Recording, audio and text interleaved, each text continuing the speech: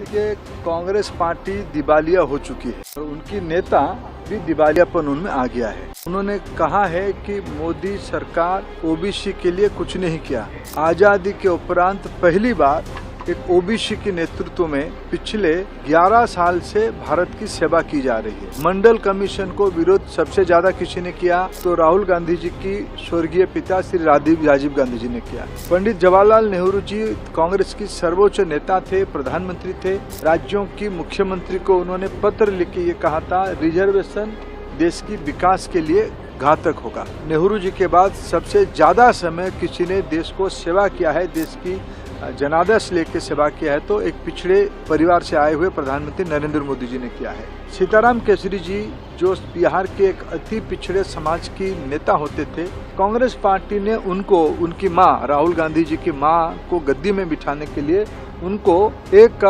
शौचालय में बंद करके रखा गया। 2019 में जब प्रधानमंत्री नरेंद्र मोदी जिम्मेवारी संभाल रहे थे तब सेंट्रल एजुकेशनल इंस्टीट्यूशन रिजर्वेशन इन टीचर्स कैडर एक्ट लेके आए 2019 में। पहली बार आजाद भारत में असिस्टेंट प्रोफेसर, एसोसिएट प्रोफेसर और प्रोफेसर में SC, ST, OBC वर्ग के लिए रिजर्वेशन को पक्का करवाया गया। कांग्रेस के रिजिम में पूरी इस प्रकार की पोस्ट को खिलवाड़ करके एक बार नाटकीय ढंग से इंटरव्यू करके योग्य व्यक्ति ना मिलने की बहाना पे नॉट फाउंड सुइटेबल कैटेगरी दिखा के उसको सीज कर देते थे। उन्होंने कहा कि सेंट्रल इंस्टीट्यूशंस में पद रिक्त है। मैं एक तथ्य जिम्मेवारी के साथ आपके माध्यम से देश के सामने रखना चाहता हूँ। आज पोस्ट बढ़ी है, 2025 में 18,951 लगभग 19,000 पोस्ट हुई है।